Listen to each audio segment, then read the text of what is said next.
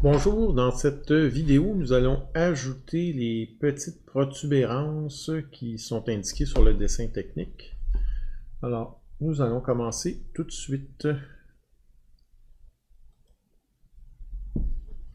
Alors, la première chose à faire, c'est d'aller vérifier sur le dessin technique. Et on voit que c'est un décalage de 7,5 par rapport au profil.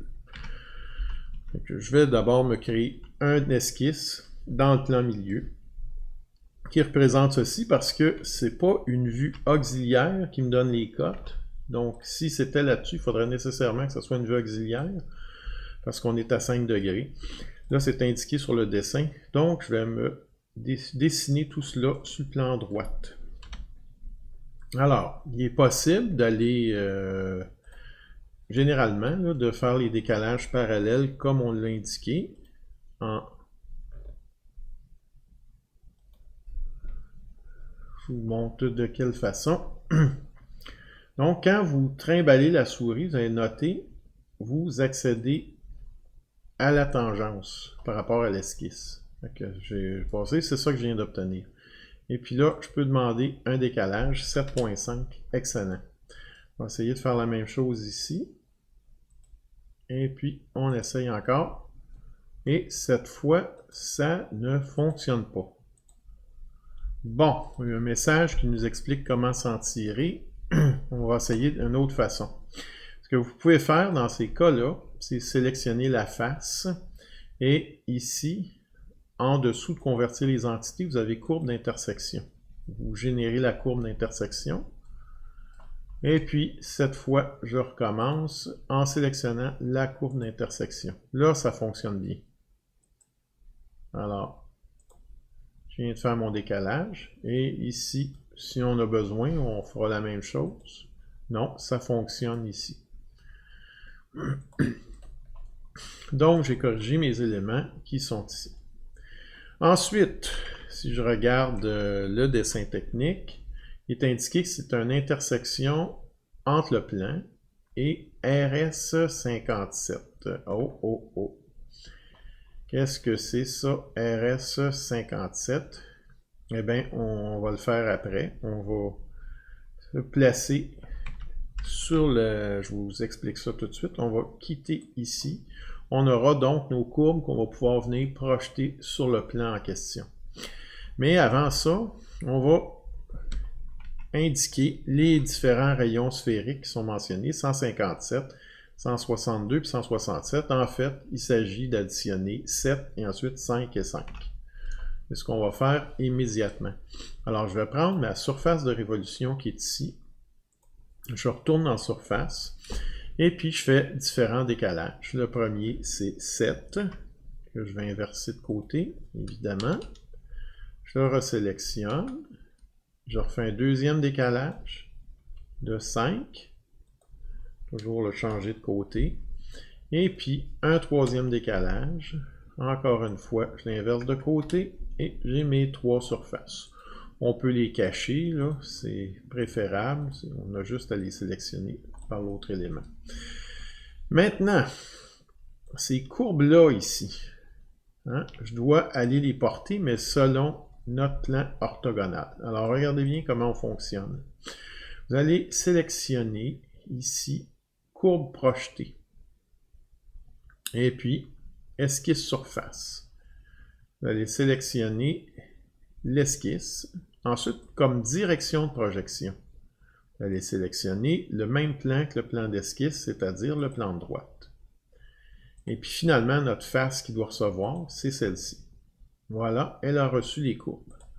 Et puis si on regarde, si on se met bien normal et puis qu'on rappelle l'esquisse, on voit que ces lignes-là sont confondues dans ce point de vue-là. Il s'agit donc du bon point de vue.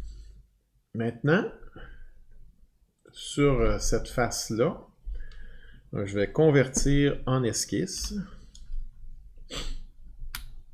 Je vais aller chercher l'intersection entre les différents éléments. Alors, je fais juste sélectionner, disons que je vais commencer par 2.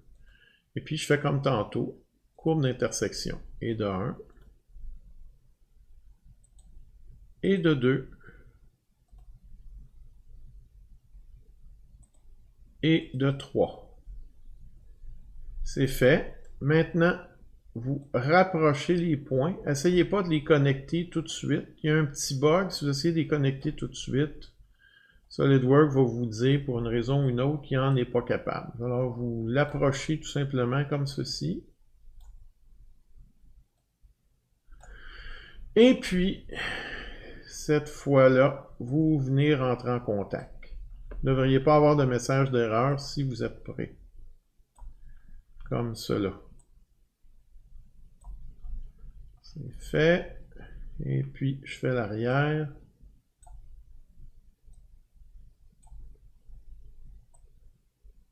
Bon. On peut quitter l'esquisse. Malheureusement, nous, on va vouloir transformer ça en protubérance ici. Malheureusement, il faut les séparer parce qu'on peut gérer le premier, mais ensuite ça devient très difficile. Alors, on va faire diverses esquisses, assez facile pour ça. Vous sélectionnez l'élément, vous transformez en esquisse, sélectionnez une première ligne, et puis vous demandez « Convertir les entités ».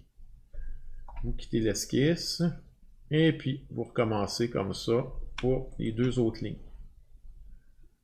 Excusez, donc je vais convertir l'esquisse. Moi, j'appuie sur elle tout simplement pour convertir l'esquisse, puis je quitte la ligne. Et voilà. Donc, en résumé, je sélectionne, j'appuie sur elle comme si j'allais faire une ligne là-dessus. On peut quitter cet élément-là. Je sélectionne ce que je veux convertir, puis je fais convertir les entités et je quitte l'esquisse immédiatement. Donc, le premier esquisse que j'ai fait, le 9, n'est plus utile. Je vais le cacher. Les courbes ici, c'est plus utile. Je vais cacher ça. J'ai mes 3 lignes qui sont ici que je veux convertir en protubérance. Observez bien la façon. On va le faire 3 fois de toute façon. Je sélectionne la ligne. Je vais dans Fonction. Là, c'est important de ne pas se mélanger. N'allez pas dans Surface. Je sélectionne Base Bossage et je fais Profil circulaire. Et puis la cote, si je me rappelle bien, on va aller voir. C'est indiqué ici sur la coupe. C'est 0.75, donc nous, c'est 1.25, parce que c'est un diamètre. Alors, je fais ça tout simplement. Et puis, je les fais un après l'autre de la même façon. Profil circulaire, c'est un petit peu agaçant, il faut rentrer le chiffre à chaque fois. Mais ça va assez rapidement. Donc, j'entre, profil circulaire. 1.5 et c'est fait. Maintenant, on veut finir tout ça en sphère. Alors, comment faire? Observez bien encore. C'est une surface plate ici. Donc, je sélectionne le cercle. C'est long et répétitif, mais regardez bien. Je sélectionne le cercle. Je transforme en esquisse. Je demande de convertir les entités. Je sélectionne la ligne qui est ici. Je m'en vais dans Fonction et je fais un bossage pivoté, on appelle ça volume de révolution, règle générale, mais en tous les cas. Et c'est fait. Donc, je dois le refaire à chaque fois. Donc, je recommence. Je transforme ça. Comme ça. Important de sélectionner la bonne ligne. Fonction. Enter. On en a 2 de fait. On continue. Donc, ligne. Je sélectionne ceci, et voilà, on en a 50% de fait. On va finir par finir. Donc, j'y vais comme ceci, cela. Si on est bon en programmation, on peut faire une petite routine pour le faire automatiquement. Moi, j'y arriverai pas. Je serais capable de faire certaines parties, mais pas entièrement. C'est la sélection ici que j'y arriverai probablement pas. Et voilà. Il nous en reste un dernier à faire. Donc, on transforme. Est-ce qu'on peut cliquer? Non, il faut demander de transformer ça en esquisse avant. Et là, ça fonctionne. Je m'en vais ici, Fonction, et j'ai terminé cette partie-là. On va ajouter maintenant les rayons de 0.75. Vous sélectionnez une des surfaces comme ceci. Chacune des surfaces, pas besoin de sélectionner les extrémités. Vous allez ici, puis vous écrivez 0.75. On a presque terminé. On veut transférer ça de l'autre côté. Alors, si on a deux possibilités. Une qui peut sembler naïve, si jamais ça ne fonctionne pas, on peut le faire de même. Couper la pièce en deux et refaire un miroir. Sinon, on va essayer de faire un miroir directement juste sur les fonctions. Alors, je vais faire symétrie. Il faut sélectionner évidemment le bon plan. Celui-là, voilà, et fonction à symétriser. Donc, il y avait les congés, toutes les révolutions, je les sélectionne, et tous les balayages. Et puis, j'espère que ça fonctionne. Voilà, le tout a bien fonctionné.